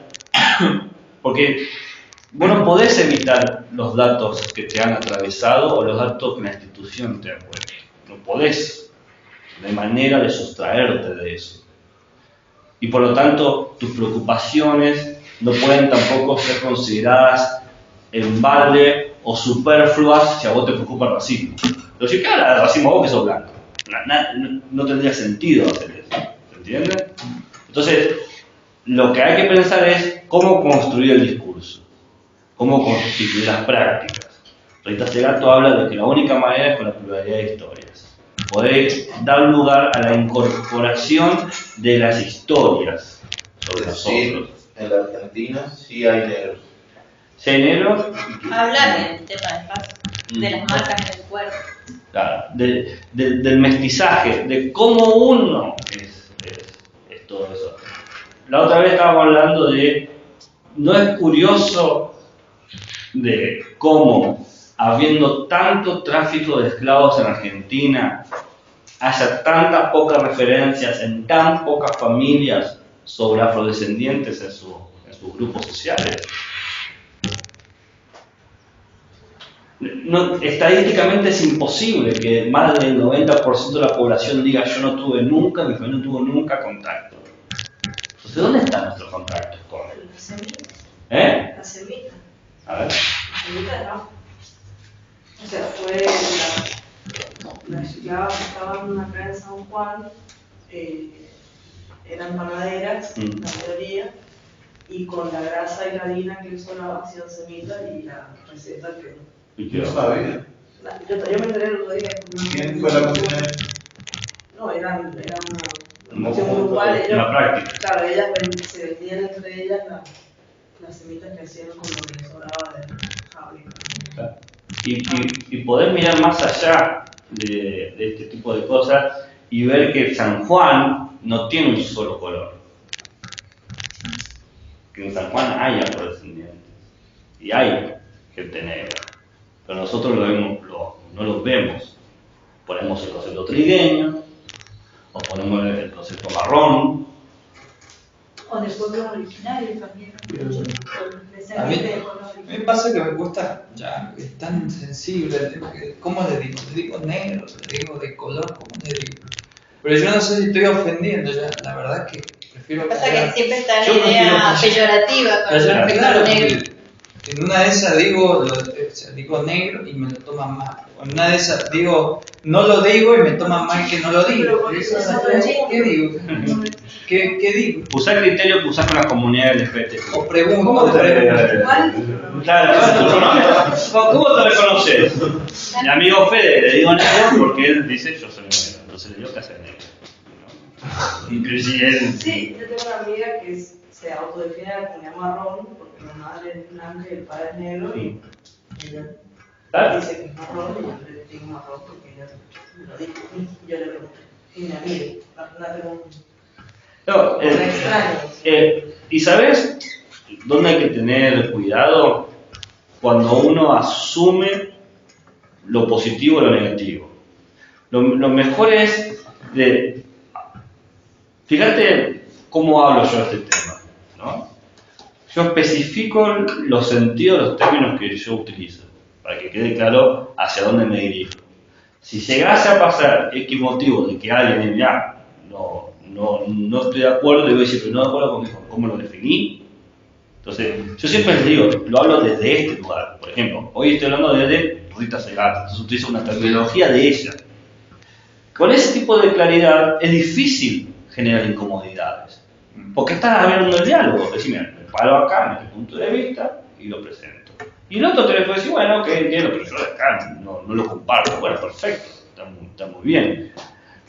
Porque si no sería el chiste más grande del mundo que un blanco esté hablando de racismo. O yo cuando hablo de sexismo, o de misoginias, o de cuestiones por así, me debería incomodar todos los temas. Me incomoda en el sentido de que me da bronca la injusticia, pero yo entiendo que si no se pone sobre la mesa, se naturaliza, se invisibiliza y sigue operando de la manera más cruel, donde encima yo soy uno de los mejores beneficiados. O sea, porque el sistema me viene me dice, vamos Gabriel, por como naciste con pito, está todo bien. Y así funciona. Pero es la lógica, es cruel. Cruel no en el sentido de malvada, cruel de que es hasta difícil de digerir, sangrante. Y la sangre en este sentido tiene una cuestión, porque como dicen en B, como dice Fanoni, como dice Rita Segato, vos podés tener todo lo cruel que quieras, pero todos sangramos lo mismo. Por eso el concepto de sangre es tan importante en este tipo de discursos. Porque lo que nos interesa es la sangre. La sangre no en el sentido de la sangre racializada, la sangre en el sentido de el cuerpo humano que tiene una historia, que sufre, que tiene callos, que se le cae el pelo, que se agota, que se cansa, que se lastima, que tiene cicatrices. Y esas cicatrices tienen historia, esas caídas tienen historia. Y si no se pueden llegar a decir, si no se establece un marco para decirlas, entonces claramente hay un problema. Y Rita Segato dice, ahí está el problema y tenemos que aprender a discutirlo. Lo que yo pregunto, que vuelvo a la pregunta, que acá está la respuesta de ella, que por lo menos ella se animó a decir, alguien me dijo nada más, igual tu respuesta más que es viable la respuesta de Rita Segato.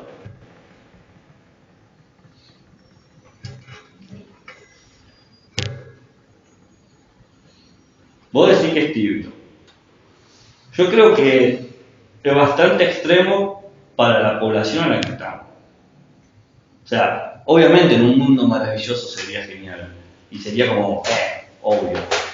Pero es obvio para nosotros los argentinos. No, claro, por eso digo, tibio en el sentido de que me falta algo, en ese sentido. Pero por eso reconocemos que está buenísimo el encuentro que hace, porque claramente lo pasamos por alto, o decidimos ignorarlo. Pero nada. Nuestro ¿cómo se llama? Jefe de departamento, jefa de departamento, subjefe de departamento, vicejefe de departamento, Subdirector. Subdirector. ahí está, gracias, el subdirector. Vicedirector. Andrés López. Sí. ¿Es blanco? No, Yo hasta donde hablé con él es de descendencia aborigen, puede ser. ¿No? Claro. O entendí eso por lo que me decía. ¿Pero qué dice? Claro que no es blanco, ¿no? Él dice que no es blanco. No. Igual se lo ve, tampoco hay duda de eso. Y su hermano más todavía. El más oscuro de la Argentina. ¿Qué significa eso? Perdón. ¿Que lo puede dirigir él? No. ¿Cómo que no? ¿Por qué? Explique por qué no lo puede dirigir. No. Sí, Loco. ¿Ah? No, porque...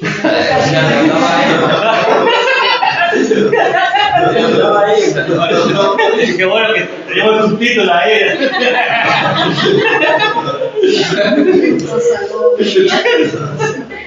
No, es que se confundieron las preguntas.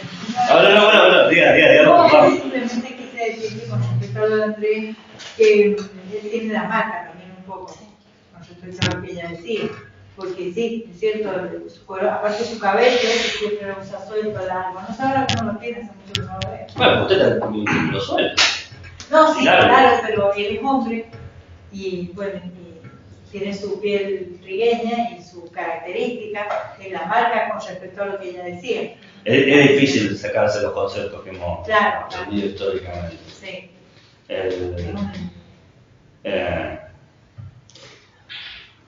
¿Es plausible lo que dice Rita Segato? ¿Qué dice usted? Yo digo que hay que trabajarlo porque justamente, bueno, también tengo algo de acuerdo con ella en el hecho de que falta como piezas a la maquinaria, pero creo que primero, bueno, hay que empezar por casa. Hay que empezar a Está bueno eso, ¿no? Arrancamos aquí conmigo, ¿no? Esa idea. Lo demás, ahora está todo obligado a decir.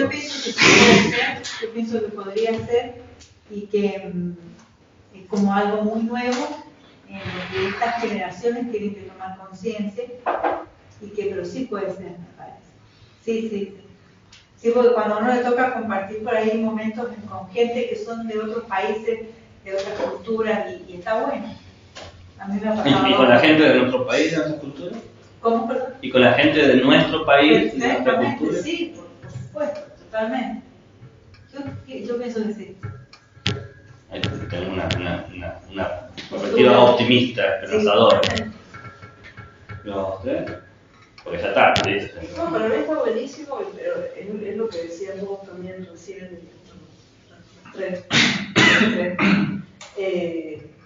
que bueno, se necesitan también como las personas que se pongan claro y o sea, está buenísimo, hay que llevarlo a cabo.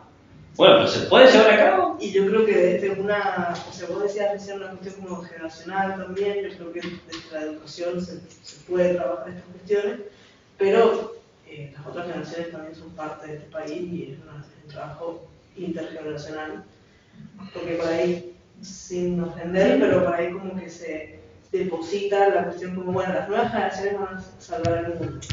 Como, bueno, estamos todos vivos acá. Sí, los jueces son los más antiguos. ¿Con cuántos años se jubila un juez? ¿Y allá? A mí me gustó lo que dijo Analía de que se empieza por casa. Bueno, creo que el otro día te comenté que en el Palomar pasó con un grupo de chicos que estaban delante mío y que se dieron vuelta y le dijeron, ay, mira el peruano, el corte de peruano que tiene, y la verdad que fue muy incómodo. Y eran chicos muy chicos, o sea, no sé cuántos años tendrían, pero 12, 10. ¿De central? No, de la industrial. Ah. Y me parece que ahí se da lo que ella dice de empezar por casa. Cambia. Chicos, no. Claro, lo industrial, obvio. A un chico que tenía el pelo, o sea, cortito, un corte así particular, y dijeron, ah, mira el peruano, mira el corte peruano que tiene, y se reían entre ellos. Identificaron un corte con un tipo de nacionalidad. Claro, y el color de pelo, el color de la piel. Y me parece que, bueno, ahí se da lo que ella dice, o sea, los chicos tal vez en la casa, a saber, tal vez reproducen lo que, no sé, me gusta la idea de se empieza por casa, o por uno mismo. Okay. Entonces, ¿vos crees que es plausible si lo hacemos en casa? Estaría bueno que sea plausible, estaría bueno. está buena la propuesta, pero como que falta. Pero sería genial. ¿Está bien? ¿Y ustedes dos? Mi respuesta es ambigua. Considero que lo que plantea Rita es como un modelo, por ahí, me resulta un poco abstracto. Y con lo del pluralismo histórico, considero que tiene que haber cierta negociación entre el blanqueamiento y el ennegrecimiento de la historia. Porque en cierta parte, si aspira a la mixtura, la historia del Valle no puede ser tampoco una negra super empoderada, ni la como las tierras que no conquistó, pero tampoco puede ser una que Belgrano hizo famosa. Considero que tiene que haber ambas si aspira la historia a un pluralismo de mixtura. Tiene que haber ¿Pero una pensás negociación. que es vigente, que se puede hacer? Ok, ahí pusiste tus condiciones. Ok, digamos que aceptamos tus condiciones. La pregunta es si se puede hacer.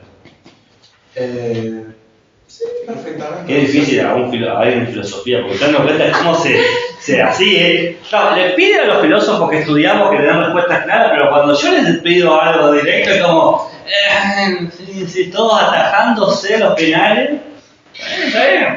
Todos van zafando con 6, ¿eh? Todos pisan el palito que le critican a los que estudian. Hablando de la paja en el ojo ajeno. Está bien, entiendo. ¿Y acá? No, yo pienso que sí, pero a mí me parece, a mí meterme en estos asuntos, ¿Aterra dijiste? no, Meterme. yo estoy de acuerdo, pero a mí meterme en estos Meterme. asuntos me genera, como que hay tanta, como dije recién, hay tanta sensibilidad que yo no sé qué estoy haciendo. Sí, y yo te... Entonces, por ahí hay gente que le pasa como a mí, que es tan sensible el tema que puedo decir, mejor no me meto. Pero si digo algo, es porque sos blanco. Si no digo nada, estás callando, entonces estás negando, no sé. Sos cómplice. Sos cómplice, claro. Entonces, decís, bueno, tener un espacio para que una persona, en este caso, por ejemplo, en cierto caso, una mujer pueda ocupar un lugar para decir, no, pero es que estás pasando porque esta lucha es de la mujer. Entonces, si no me meto, entonces no estás ayudando a la mujer. Entonces, a mí me parece que por ahí hay tanta sensibilidad con el asunto que por ahí siento que no encajo mucho en formar parte de la propuesta desde ese lado. Ahora, si me decís, sí, a mí me parece bien. Yo pienso 3 cosas en base a lo que has dicho.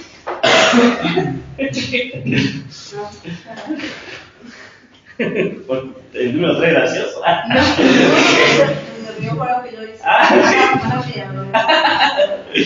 La primera es que lo que decís vos de esa sensibilidad, eso que vos percibís, Sí. yo lo he escuchado de mucha gente, ¿no? Y hay varios estudios dedicados a cómo grupos sociales perciben lo que globalmente sucede, ¿no? Con una sensación de qué es lo que tengo permitido decir. Entiendo ese sentimiento que mencionás. Lo entiendo. Creo que cualquiera lo ha sentido alguna vez. Quizá no necesariamente con este tema de racismo y sexualidad, sino simplemente con no sé qué decirle a alguien para que no se enoje conmigo, ¿no? Que si te peleaste con alguien, quizás, ¿sabes? La sensación la conoces, ¿no? Ahora quizás ya no es un individuo, sino lo puedes ver como un colectivo. Entonces entiendo lo que decís vos de no quiero problemas. Lo segundo que pensé es quizás ayude a pensar que no es algo ajeno a vos. Vos decís, es tu lucha o es tu cosa, sino también estás vos metido en eso. Y eso quizás ayuda a entender que hay como una cuestión de qué lugar ocupo yo en este juego. O sea, como hombre, como heterosexual, como cisgénero, como cualquier cosa que te autopercibas, ¿no? Estoy pensando en lo más llamativo. Sí. Y lo tercero que pienso es que si perpetuamos nuestros temores a esta actitud de callar o de silenciar, vamos a permitir que los mismos discursos hegemónicos se repliquen. Entonces, acá, por ejemplo, tenemos la situación privilegiada de que podemos discutirlo. Pero no se Accedemos a la claro, educación pública superior. Claro, pero es que decimos eso, no se discute en un café. No estamos nosotros en la joda, yo me chupé una birra y le estoy contando la cosa de borrachera que tengo. Sino estamos dentro de una cátedra específica donde se le está dando herramientas para cuando ustedes sean docentes de ética y ciudadanía puedan tener la oportunidad de desarrollarlo frente a sus estudiantes.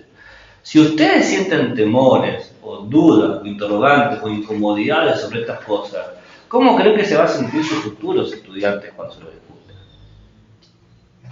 Entiendo lo que quiero decir, porque esta es una de las materias más representativas de la carrera para los que se dedican a la parte de la docencia. Porque es una de las materias básicas que se enseñan. Todos los secundarios, todos los primarios, todos los de nivel inicial tienen ética y ciudadanía. Y lo sé porque yo he dado clases en los 3 niveles y formo para los 3 niveles. Entonces, si no logran digerir y enfrentar este tipo de problemáticas, ¿cómo creen ustedes que le van a dar herramientas a los otros para que superen y no caigan en los mismos prejuicios, en los mismos discursos hegemónicos? Pero si tampoco tienen la posibilidad de escuchar los elementos que le incomodan, por ejemplo, el discurso misógino sin ponerse a la defensiva, o el discurso racista sin sentirse atacado, les va a ser muy difícil darle las herramientas para aquel que está replicando un discurso de manera inconsciente pueda desarmarlo. El trabajo es mostrar cómo se naturalizó algo y por tanto mostrará desnaturalizarlo.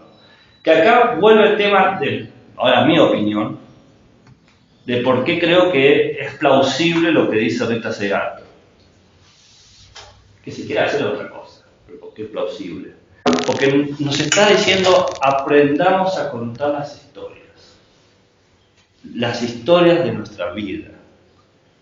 Y aprendamos que no dejan de ser historias de nuestra vida. Que la vida del pueblo argentino o de la nación o la cultura se construye no por la mayoría de historias similares, sino por la pluralidad de historias. Si hay historias que no pueden ser contadas, perdemos nuestra identidad. Esa es la idea. Entonces, encontrar herramientas y parte de encontrar herramientas, dárselo a la gente que quiere contar y que quiere hablar. Y mostrar que todos tienen algo que decir. Volviendo al ejemplo que vos decías de tu amiga. ¿Cuándo te diste cuenta vos de eso? Porque yo voy a mi ejemplo con Fede, yo no me di cuenta en el momento. Me di cuenta después, ¿no? Y si cuando te diste cuenta porque tenías las herramientas o fue por algo espontáneo. Si uno se pone a analizar las veces que se dio cuenta de esas situaciones, porque o pasó por un proceso o porque tuvo algo que lo apoyó. No sé si quería decir algo. No sé, era una pregunta retórica. No, ambas, como quieras. Si quieres responder, no es retórica. Me di cuenta en el momento de vivir la ilegalidad acá, digamos, pero porque en Alemania yo siempre ocupaba el lugar marginal. Bueno, ¿ves? En Sudaca, habías tenido la construcción necesaria para darte cuenta de eso. Sí. Claro, en Alemania vos sos latina y vos la hacías así. Sí, era... En Alemania eras no blanca. Claro, yo iba a una escuela bilingüe. Claro. Y todos mis amigos, o sea, yo no tengo amigos alemanes, puros, digamos, todos son esclavos. Claro. Y así también era de comida y, o sea, todo lo que podía. Llegué acá y de repente era como la famosa de la escuela, no entendía nada. ¿En serio? Sí, sí, bueno. No conocía ningún estudiante de intercambio en el central. Dos alemanes. Por ahí está esa cuestión. Mirá, bueno, no sé. Claro. Ahí está el tema, ¿no? El tema de cómo podemos construir nuestro discurso. ¿Y cuál sería el peligro de no contar todas las historias y quedarnos con una sola? Ya sé cuál es el problema. Seguiríamos igual. Se perpetúan dolores y sufrimientos. Y esto no es solamente ciudadanía, sino es ética. Entonces, están estos dos elementos operando. Y más en este tipo de propuestas. En estas propuestas nunca se entiende la ciudadanía separada de los deberes éticos. Profe, ¿usted en su historia identifica en la genealogía alguna persona negra? Yo he De lo que reconstruido... conoce usted. ¿Cómo? De lo que conoce. ¿Lo que yo conozco Sí. o de mi biografía de vida? De abuelo, tatarabuelo. Yo hice toda la reconstrucción para obtener la ciudadanía italiana y son italianos y portugueses, lo mismo. Todos. Del lado de mi padre. Del lado de mi madre son italianos y galeses. Son Galicia. Galeses, del Reino Unido. Ah, Es más, mi bisabuela es hija fue hija, que murió hace poco, una vieja esas que no se mueren más, bueno, fue hija de uno de los que vino de los barcos. En ese sentido yo sí tengo 4 abuelos europeos, si quieres conocer. Pero aún así, los 4 abuelos europeos, cuando pisas suelo.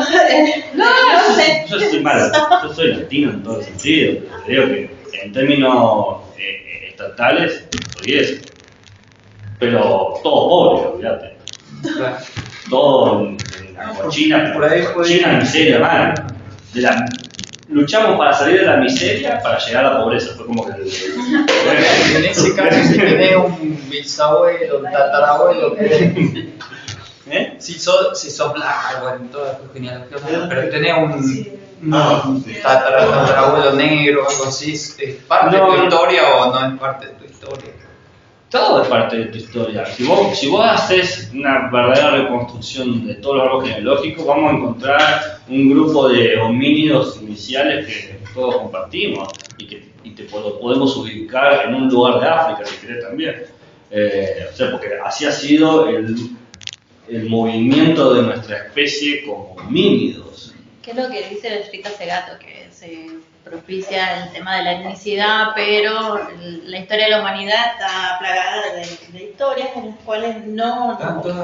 Claro, que hay mezclas y hay cruces y no es una etnicidad propia, no es la idea de la raza árida. Claro. Somos una sola especie. Claro. Ese es el planteo. Aparte Sudamérica tiene las corrientes migratorias y bueno, ahí se mezclaron, ¿no es cierto?, del continente europeo, los italianos con los alemanes, con los criollos que estaban acá. Entonces, bueno... No, mezclamos en realidad. No. Bueno, Sí, yo tengo un tatarabuelo que es negro, pero no sé, sé que fue, no sé si fue juez o coronel no sé si en Venezuela, en un lugar así, imagínate. No sabes vos. No, pero a lo que voy es que tenemos... Sí, pero por supuesto que sí. Y si no tenemos, está al lado nuestro. O sea, si no lo tenés, está ahí. Está acá, abre la puerta y está ahí. Más, es parte de nuestra vida, es parte de nuestra población, es parte de nuestra sociedad. Lo necio, lo obtuso es no querer verlo. Es no querer ver que somos esta pluralidad. No, ahí está el tema. No se acá. Perdón. Bueno, no sé si han quedado dudas, preguntas, interrogantes, comentarios, insultos. Insultos para él. Claro, no, de verdad, sí. Yo no los hace. Tenés razón. ¿No? Ya están cansados, que quieren ir. Conste que yo se las hice bien cortitas, 4:30. También, por eso vos sos más esquemática, ¿no? A mí me gusta el debate o la reflexión.